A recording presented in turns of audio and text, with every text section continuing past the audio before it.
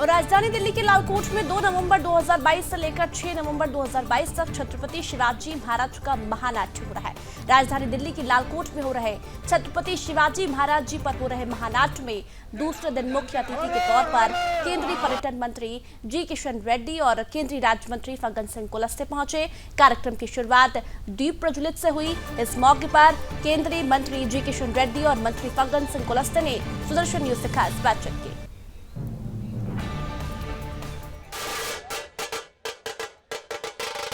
हमारे जो इस विभाग के मंत्री हैं किशन रेड्डी जी ने सबसे भी आह्वान किया है, विशेषकर इस आयोजन कमेटी से भी, कि ऐसे देश में और प्रमुख केंद्रों में भी इस प्रकार का आयोजन होना चाहिए। इस प्रकार की अपील किया है और मैं तो चाहूँगा कि ये जो विशेष कार्यक्रम छत्रपति शिवाजी महाराज का है, इसको प्रमुख केंद्रों में इसी प्रकार से आयोजन करना चाहिए और इसलिए इसकी बहुत जरूरत है, लोगों को पता होना चाहिए। छत्रपति शिवाजी महाराज जी का ये नाटक आज दिल्ली में हिस्टोरिक लाल किले के ऊपर प्रदर्शन हो रहे हैं। इस नाटक का प्रमुख उद्देश्य जो शिवाजी महाराज जी ने जैसा हिंदू साम्राज्य का स्थापना किया है और इस राज्य में एक स्वराज के नाते ऐसा राज किया है।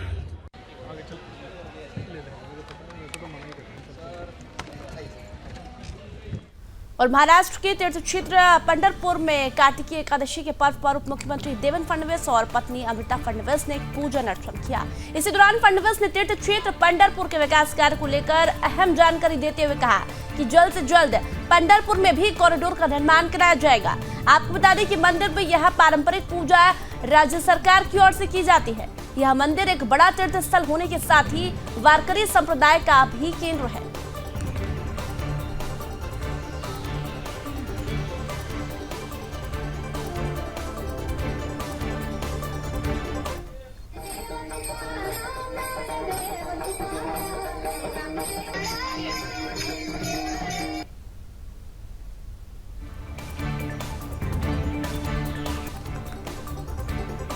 दीपक चौहान के हमारे सहयोगी हमारे साथ जुड़ गए, पूरी अपडेट देंगे। दीपक, बहुत खुशी की बात है, पंढरपुर में कॉरिडोर बन रहा है और आज कार्तिकी एकादशी है, धूम देखने को मिल रही है कार्तिकी एकादशी की पंढरपुर में।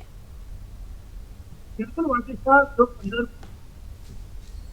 क्षेत्र है उसी क्षेत्र में हर साल कार्तिकी एकादशी और आषाढ़ी एकादशी का जो महापर्व है वो बड़े हर्षोल्लास के साथ मनाया जाता है।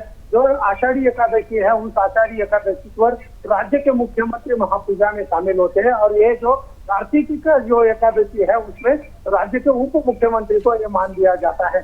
आज महाराष्ट्र के उप मुख्यमंत्री देवेंद्र फडणवीस और उनकी पत्नी अमृता फडणवीस जी पंढरपुर में भगवान विठल और रुक्मणी के महापूजा में शामिल हुए थे। उनके हाथों से भगवान विठल और रुक्मणी की महापूजा संपन्न हुई। साथ ही जो उप मुख्यमंत्री देवेंद्र फडणवीस जी है उन्होंने कई परियोजनाओं का वहां पर लोकार्पण भी किया और साथ ही बहुत ही बड़ी एक राहत आज वारकरी संप्रदाय को उप मुख्यमंत्री देवेंद्र फडणवीस द्वारा दी गई, क्योंकि पंढरपुर एक बहुत बड़ा विशाल तीर्थ क्षेत्र है। वहां पर लाखों की संख्या में जो वारकरी भाविक है वो आते हैं, लेकिन उनकी जो व्यवस्था रहती है, चाहे हम निवास व्यवस्था की बात करें, चाहे हम दर्शन की बात करें, वहाँ पर जो व्हीकल से पार्किंग की समस्या की बात करें, इन सभी समस्या को लेकर आज उप मुख्यमंत्री देवेंद्र फडणवीस ने कहा कि जिस तरीके से काशी विश्वनाथ हो, उज्जैन महाकाल हो, जैसे कॉरिडोर बनाए गए हैं वैसा ही कॉरिडोर तीर्थ क्षेत्र पंढरपुर में बनाया जाएगा, लेकिन किसी भी तरह की किसी के भी घर न आते हुए इस कॉरिडोर को बहुत ही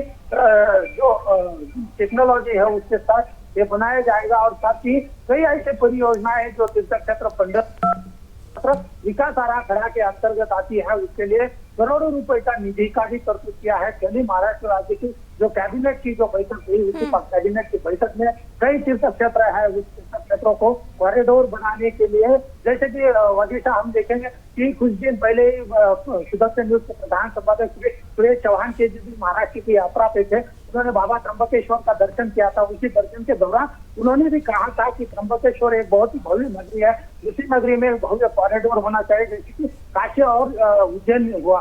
उसी कॉरिडोर को लेकर आज राज्य सरकार जो है उसकी जो मांग है, इस मांग को लेकर ये आज राज्य सरकार जो उप मुख्यमंत्री द्वारा जो घोषणा की गई है उस कॉरिडोर के बारे में, कहीं त्र्यंबकेश्वर, पंढरपुर तीर्थ क्षेत्र, आलमगी, ये बहुत ही ऐसे महान तीर्थ क्षेत्र है जो महाराष्ट्र राज्य में है, उसमें भी कॉरिडोर बहुत ही बढ़िया बन सकते हैं। उसी को लेकर भी जो कई ऐसी जो योजनाएं है वो बनाने की जो योजना है वो राज्य सरकार द्वारा और केंद्र सरकार की मदद द्वारा की जाएगी वजह। लेकिन आज जो है, आज ये आचार्य कार्तिक की जो एकादशी का पर्व है वो पंढरपुर में लाखों की संख्या में जो वारकरी चंद्रभागा स्नान करके आज सुबह 2:30 बजे से ही ये महापूजा को शुरुआत हुई थी। साथ ही जो एकनाथ महाराज जी, रामदेव महाराज जी के भी दर्शन पंढरपुर में उप मुख्यमंत्री एकनाथ शिंदे द्वारा किए गए और साथ ही उन्होंने कई वारकरियों के साथ वार्तालाप भी किया। ठीक है, चलिए बहुत बहुत धन्यवाद दीपक आपका तमाम जानकारी के लिए। तो पंढरपुर में कार्तिकीय एकादशी की धूम देखने को मिल रही है। कॉरिडोर बनाया जाएगा। उप मुख्यमंत्री देवेंद्र फडणवीस पंढरपुर के दौरे पर है और 2 लाख श्रद्धालु आज कार्तिकीय एकादशी के मौके पर पंढरपुर पहुंचे हुए।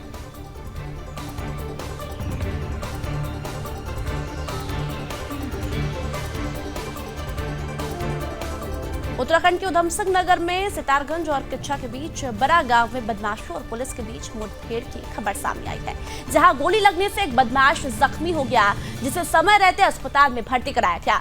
आपको बता दें घायल बदमाश का नाम गुरजीत सिंह है, जो उधमसिंह नगर का रहने वाला है। आपको बता दें काशीपुर हल्द्वानी में सराफा व्यापारियों से रंगदारी मांगी जा रही थी और साथ ही जान से मार देने की धमकी भी दी जा रही थी।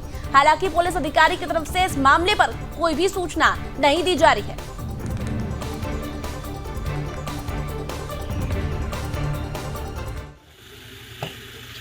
इसमें पुलबट्टा के बरा क्षेत्र में सूचना मिली थी कुछ संदिग्ध बदमाशों की। तो इन बदमाशों के द्वारा जब इनको पुलिस ने पकड़ने की कोशिश की, इनको चैलेंज किया, तो इन्होंने पुलिस पार्टी पर फायर किया। इन्हें सरेंडर करने के लिए कहा गया, इन्होंने फिर फायर किया। तो पुलिस के द्वारा आत्मरक्षा में फायरिंग की गई, जिसमें एक बदमाश के पैर पे गोली लगी है और जिसको प्राथमिक उपचार के लिए सितारगंज ले जाया गया था और उसकी हालत फिलहाल स्थिर है। और बाकी इनके साथ जो कुछ बदमाश थे जो और अंधेरे का फ़ायदा उठा करके भागे, उनकी चेकिंग के लिए कॉम्बिंग अभियान चलाया जा रहा है।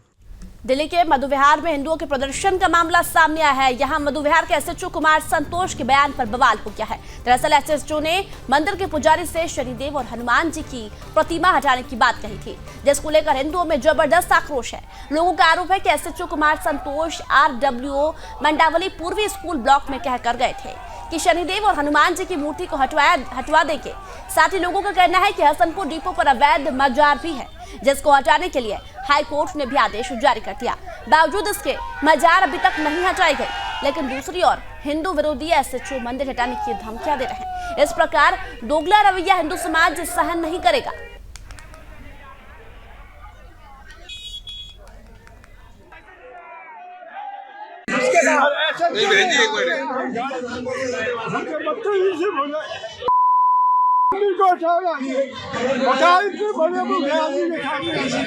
धक्का मुक्की भी की,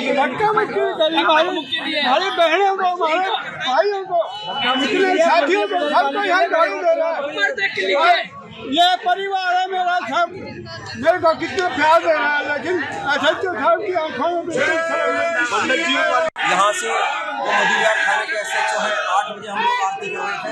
इन लोगों ने आके हमारे साथ अभद्र व्यवहार किया और ये बोलने लगे कि यहाँ मुसलमानों का क्षेत्र है, यहाँ मंदिर नहीं बन सकता, इस मंदिर को उखाड़ो। हमने उनको बड़े निवेदन से कहा कि आपकी जो बात है आप शांति से रखिए। आप यहाँ पुलिस बूथ है, ये भी वेलफेयर एसोसिएशन ने बना के दिया था। यहाँ कोरोना काल के बाद कोई पुलिस वाले नहीं बैठे, कोई यहाँ देखने तक नहीं आए। यहाँ के बच्चे, इन लोगों के बच्चे यहाँ के दादागिरी दिखाते हैं और ये हफ्ता वसूल करते हैं सब्जी वाले से।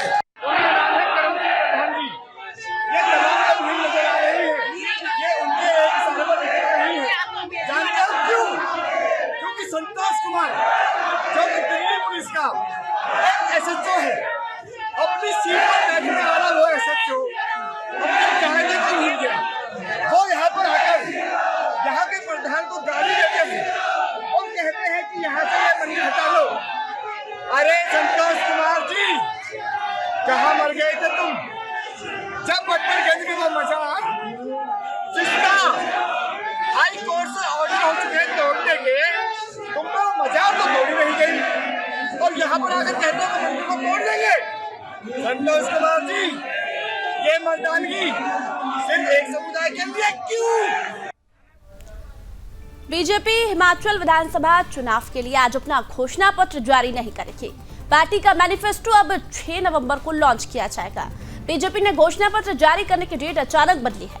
ऐसे में बीजेपी के घोषणा पत्र का बेसब्री से इंतजार कर रहे लोगों को अब इसके जारी होने का 2 दिन और इंतजार करना होगा। वहीं दूसरी ओर बीजेपी के स्टार प्रचारक आज हिमाचल में चुनावी जनसभा करेंगे। जेपी नड्डा और मुख्यमंत्री जयराम ठाकुर की प्रदेश में 3 अलग अलग जगहों पर बड़ी रैलियां हैं।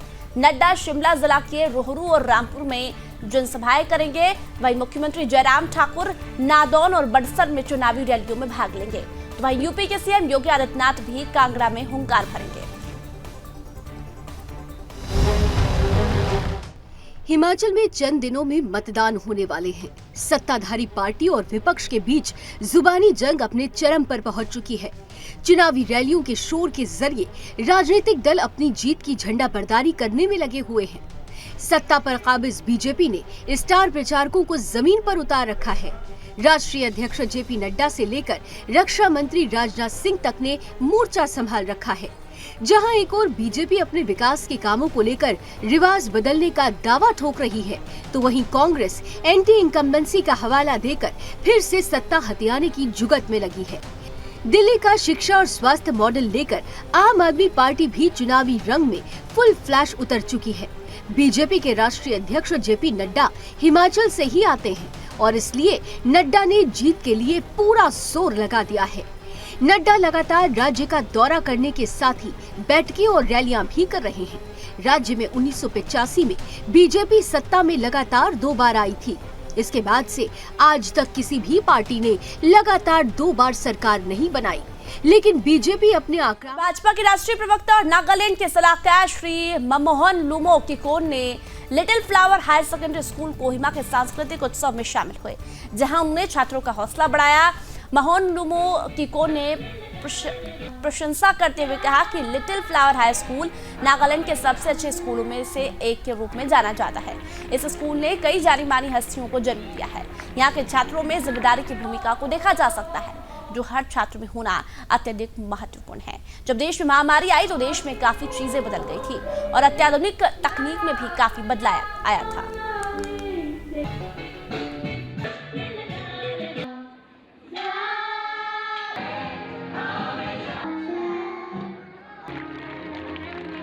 In contributing to the growth of the school to this level, the school has done a commendable job by not only imparting quality education, but inculcating in them the values so that they become responsible citizens.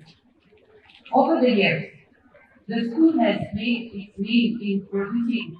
Over the years, I have noticed that students of LFS are up for any time.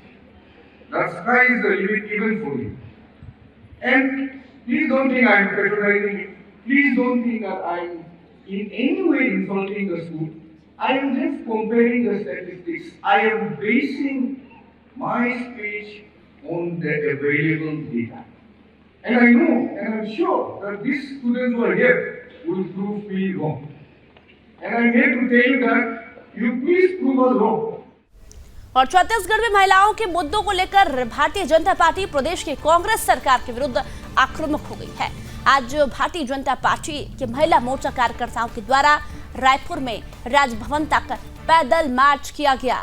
इसी दौरान भाजपा महिला मोर्चा के कार्यकर्ताओं ने प्रदेश में महिलाओं के विरुद्ध बढ़ रहे अपराध, बढ़ते दुष्कर्म, शराबखोरी, हत्या, लूट, अपहरण समेत कई महत्वपूर्ण मुद्दों को लेकर सरकार के विरुद्ध मोर्चा खोलने की बात कही है।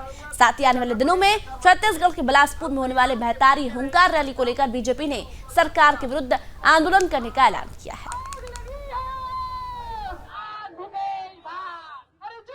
आप देख रहे हैं जो प्रदेश में बढ़ती हुई अपराध है वो सबका उसका मुख्य कारण है शराब, क्योंकि उन्होंने शराबबंदी के वादे किए थे पर वो अपने वादे पूरे नहीं करे, अपने वादों से मुकर गए। और महिला बहनें आज उनको याद दिलाना चाह रही हैं कि आपने जो वादे किए हैं उन वादों को पूरा करो, नहीं तो महिला मोर्चा एक उग्र प्रदर्शन 11 नवंबर को महतारी हुंकार के नाम से बिलासपुर में तो कर ही रही है। इसके बाद अगर आप नहीं मानेंगे तो हम हर वार्डों में यहाँ आंदोलन करेंगे। इस प्रदेश के अंदर में जो कांग्रेस की सरकार ने वादे किए थे और कांग्रेस की सरकार द्वारा किए गए वादों में शराबबंदी का वादा मुख्य रूप से उन्होंने किया था। उनके द्वारा महिला स्व सहायता समूहों का जो कर्जा था उनको माफ़ करने का वादा किया गया था।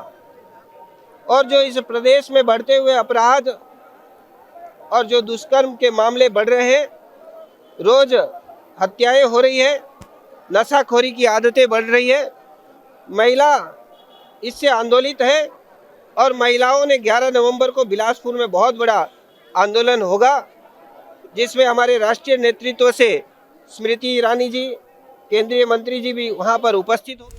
और चलिए आपको आगे और भी खबर बता रहे, एक छोटे से ब्रेक ले रुक रहे, जल्दी लौटेंगे।